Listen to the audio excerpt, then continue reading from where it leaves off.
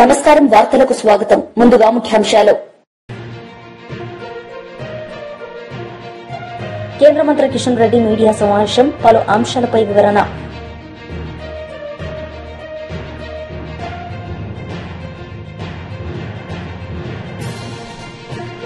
Congress leader media సమావేశం, MP Raghunandan రావుపై fire.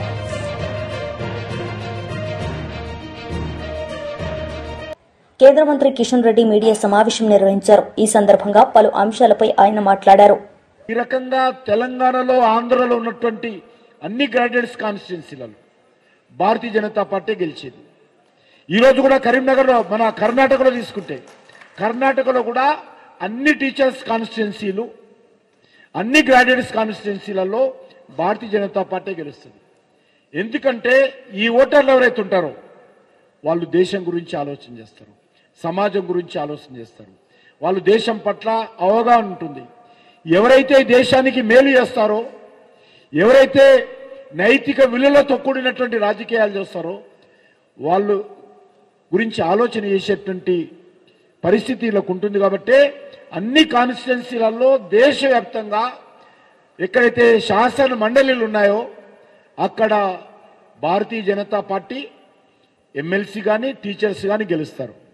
అందుకే ఈరోజు తెలంగాణలో జరుగుతున్నటువంటి 3 కాన్స్టిట్యున్సీలలో కూడా భారతీయ జనతా పార్టీ పూర్తి స్థాయిలో పోటీ చేస్తుంది. టీఆర్ఎస్ పోటీ చేయడం లేదు. కాంగ్రెస్ ఏదో ఒక సీటు పోటీ చేస్తూ ఉంది. అది పేరుకు మాత్రమే పెట్టారు. వాళ్ళు కాంగ్రెస్ పార్టీ నాయకులు ప్రచారం చేసే పరిస్థితి లేదు. అందుకే నేను మీ అందరినీ కోరుతా ఉన్నాను. ఈరోజు మనకు ఇటీవల కాలంలో ఈరోజు పరిస్థితి చూస్తే దేశం ఏ రకంగా ఉందో మీకు అందరు తెలుసు.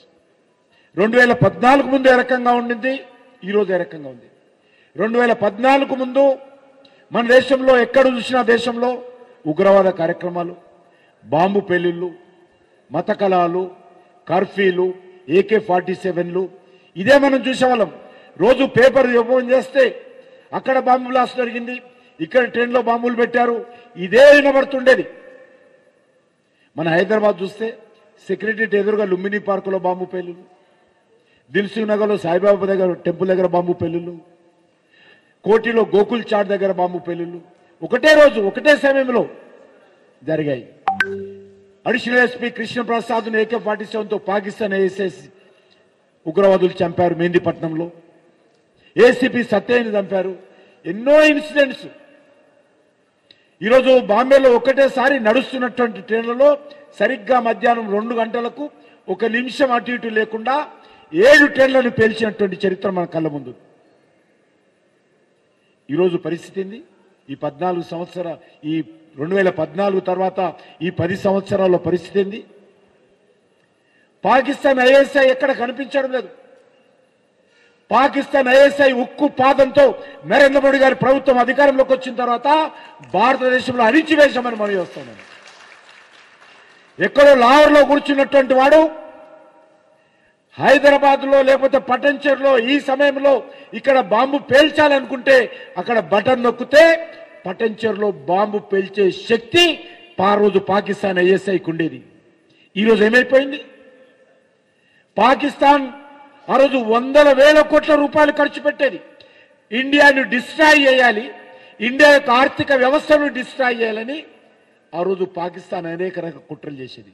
అటువంటి పాకిస్తాన్ ఈరోజు చిప్ప పట్టుకొని ప్రపంచంలో భిక్షమెత్తుకునేటువంటి పరిస్థితి భారతదేశం తీసుకొచ్చింది.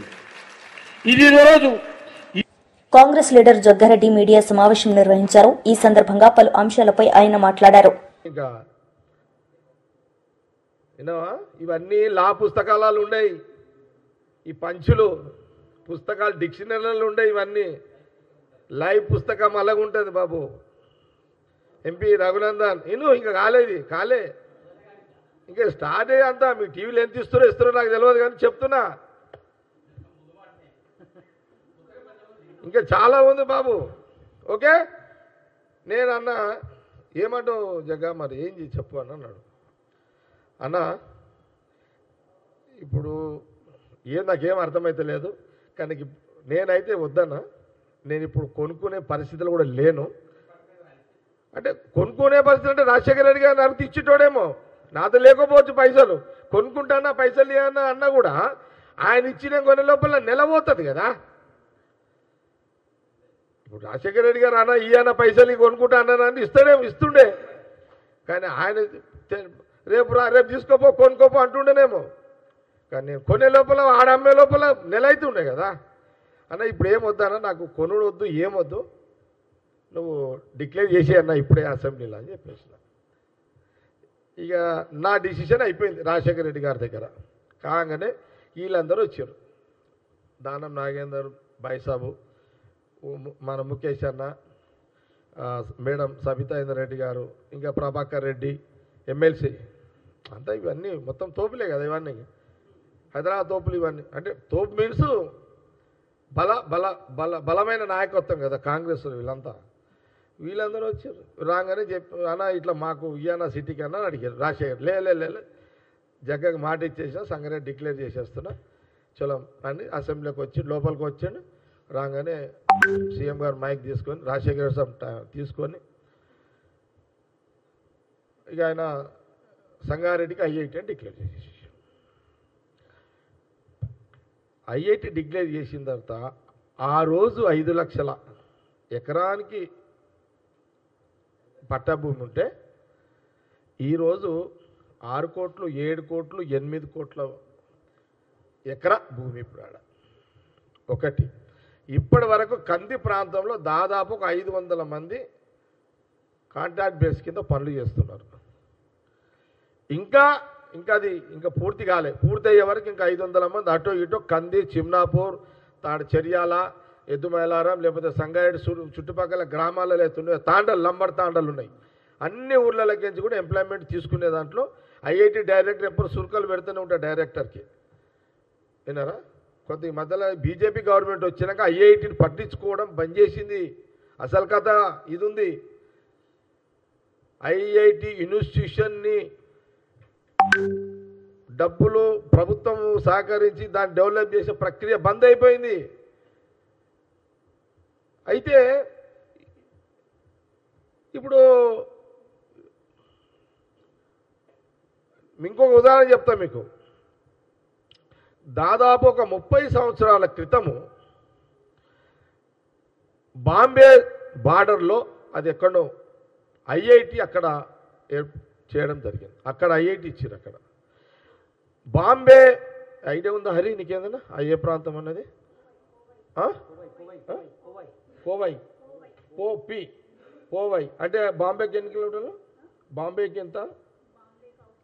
అవుట్స్కర్ట్స్లో ఉంటుంది.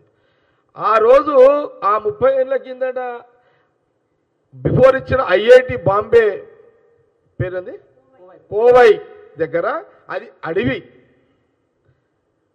15 సంవత్సరాల తర్వాత అది మహానగరం అయిపోయింది. అది గ్రేటర్ ముంబై. అది మాజీ మంత్రి దేవినేని ఉమామహేశ్వరరావు మీడియా సమావేశం నిర్వహించారు. ఈ సందర్భంగా పలు అంశాలపై ఆయన మాట్లాడారు. కటకటాల పాలయ్యాడు. పెద్ద సైకో డైరెక్షన్లో చిన్న సైకో కటకటాల పాలయ్యాడు. బొత్సల అర్జునుడు గన్నవరం ఇన్ఛార్జిగా పనిచేస్తూ ఉన్న సమయంలో చావు బతుకుల్లో హాస్పిటల్లో ఉన్న సమయంలో ఈ సైకో బ్లేడ్ బ్యాచ్ వైసీపీ నాయకులతో వందలాది మంది వైసీపీ సైకో బ్యాచ్తో గన్నవరం పార్టీ కార్యాలయం మీద దాడి చేయించటమే కాకుండా దగ్గరుండి కార్లు తగలబెట్టించి ఆఫీసును తగలబెట్టి ఎన్ని అరాచకాలకు పాల్పడ్డారు, ఎంత అరాచకానికి పాల్పడ్డారు.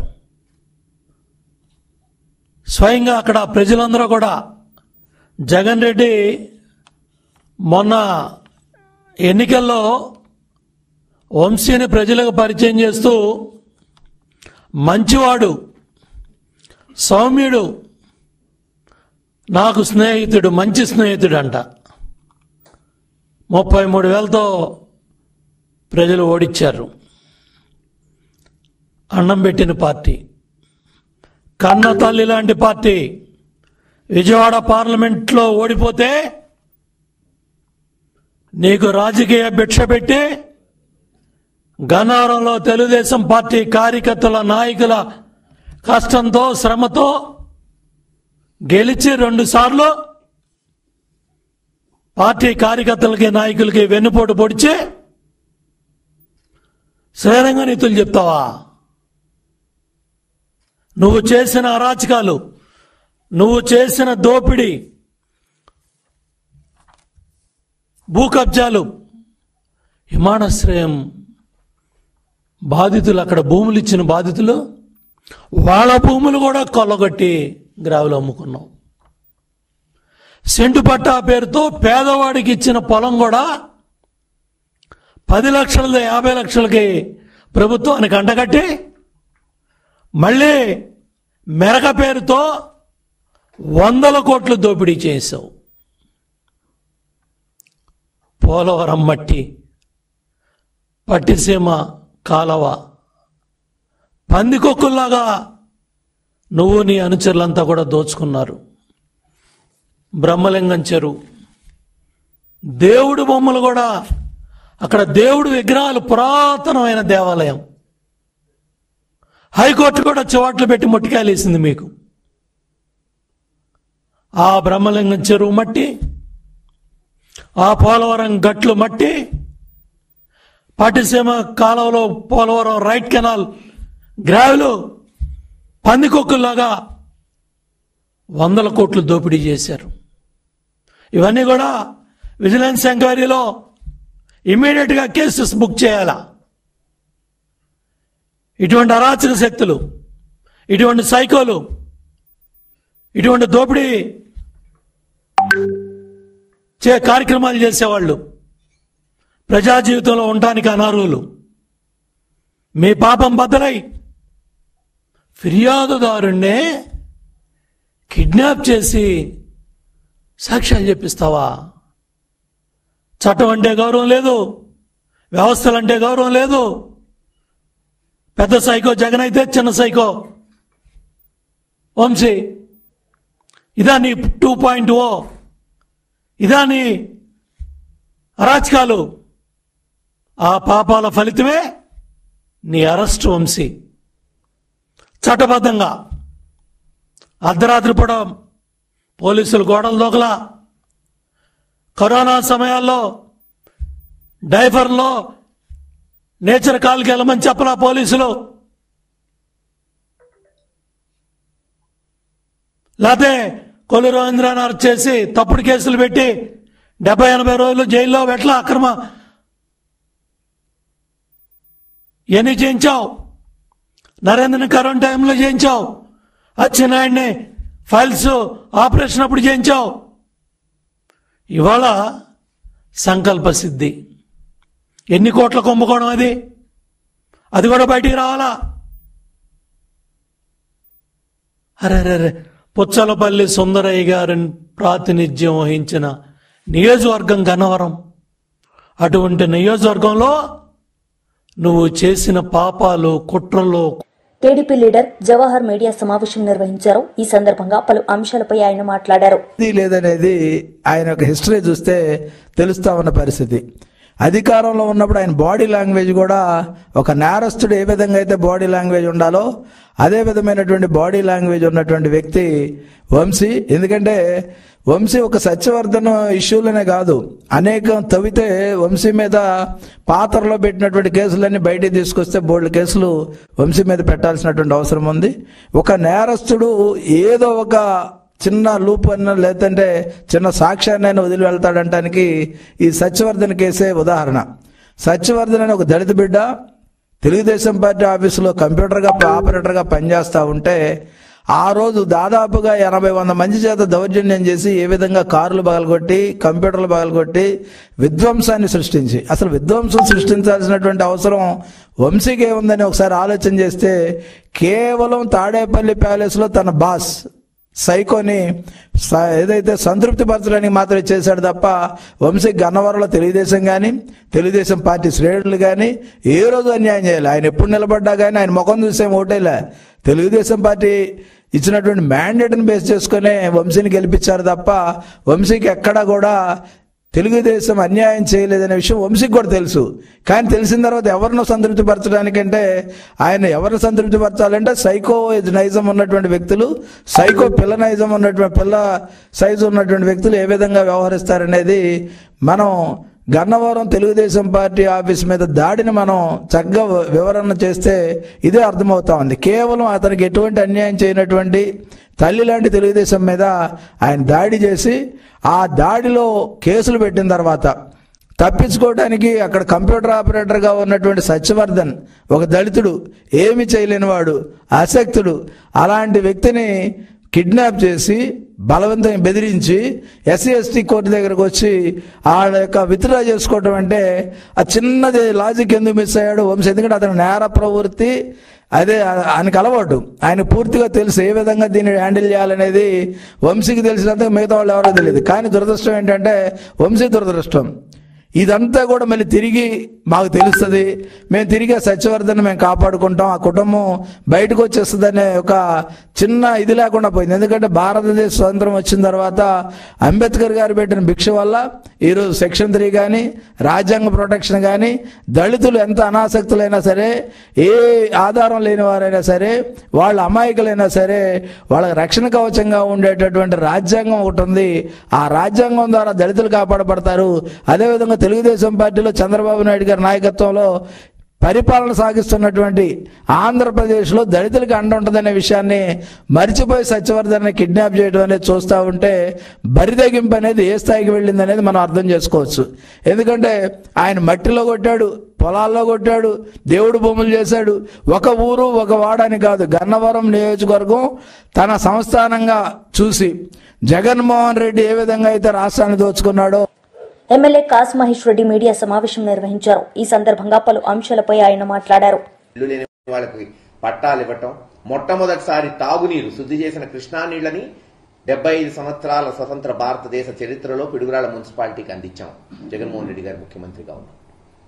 మరి ఈ కోణంలో పిడుగురాళ్ల మున్సిపాలిటీ 33 వార్డులు ఉంటే చైర్మన్ గా సుబ్బారావు గారిని ఆర్యవైశ్యుల్ని, వైస్ చైర్మన్లు కూడా ఓసీలు వస్తే ఒక దాంట్లో ముక్కంటి గారు ఎస్సీ, ఒక దాంట్లో జిలానీ ముస్లింని నామినేట్ చేశాం ఆ రోజు కౌన్సిలర్స్ నుంచి.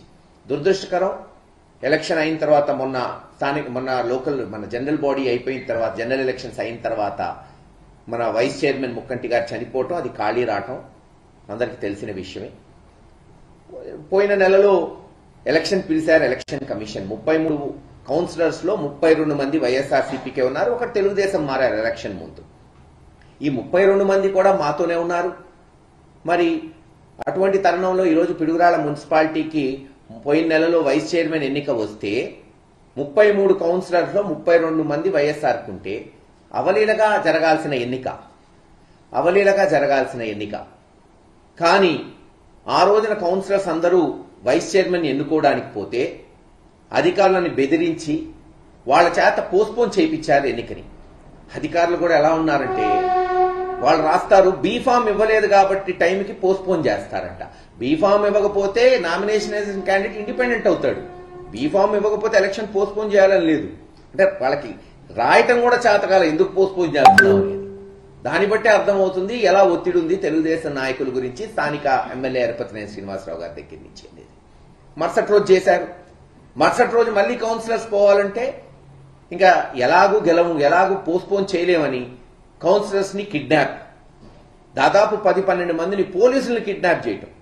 ఎంత విడ్డూరం అంటే ఎట్టుందంటే దొంగతనం చేస్తే దొంగల్ని పట్టుకోమని పోలీసుల దగ్గరికి పోతాం, పోలీసులే దొంగతనం చేస్తే ఎవరి దగ్గరికి పోవాలా జనం, అలా ఉంది. పోలీసులే కిడ్నాప్ చేశారు కౌన్సిలర్స్ ని.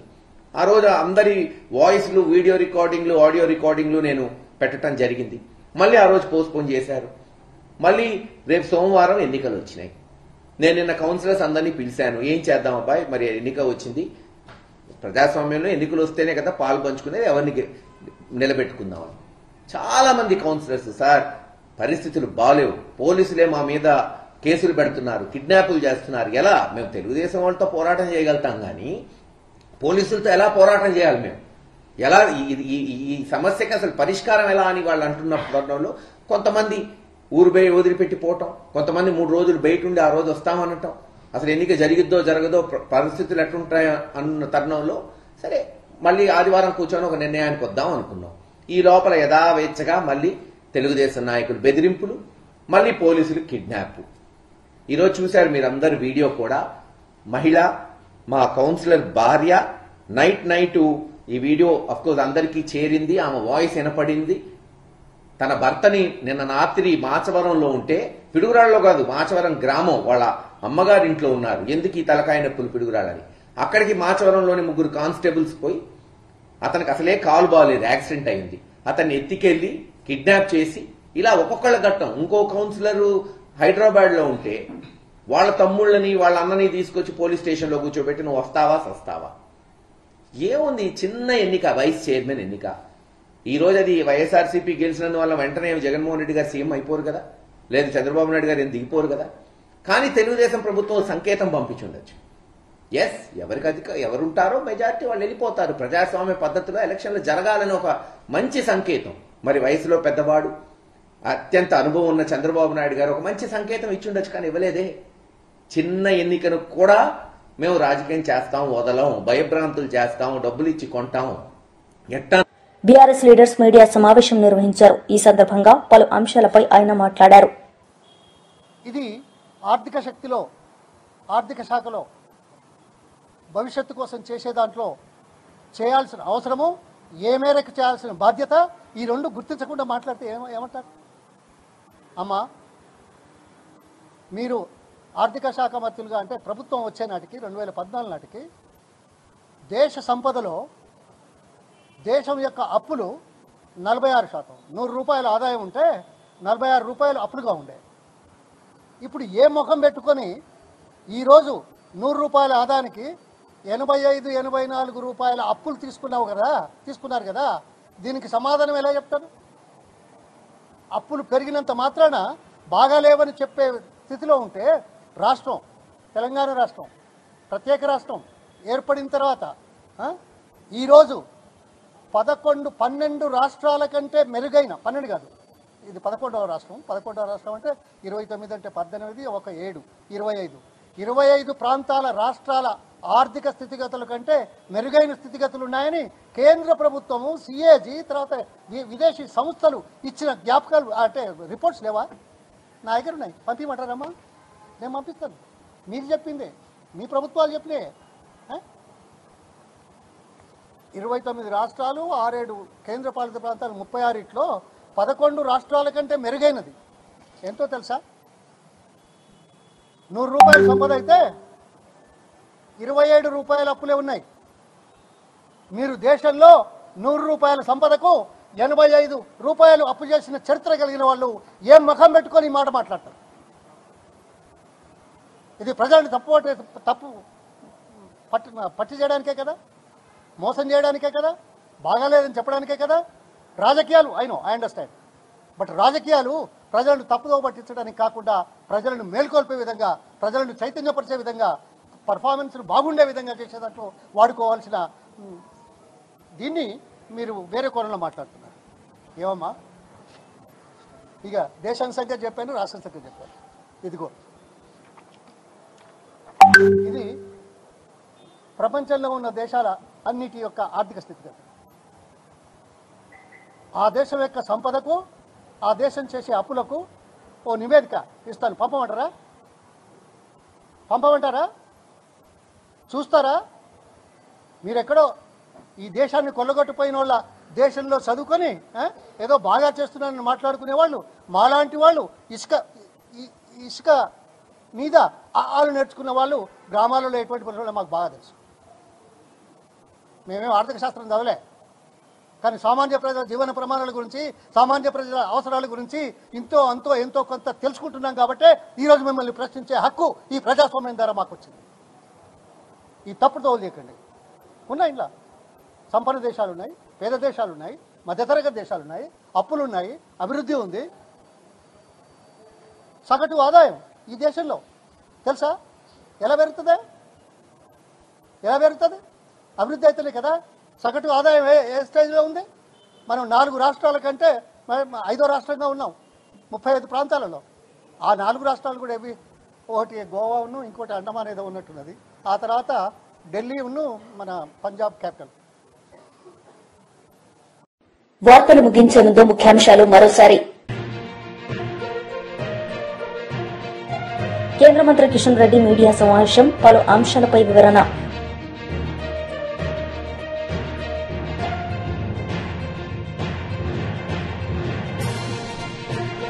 కాంగ్రెస్ లీడర్ మీడియా సమావేశం, ఎంపీ రఘునందన్ రావుపై ఫైర్.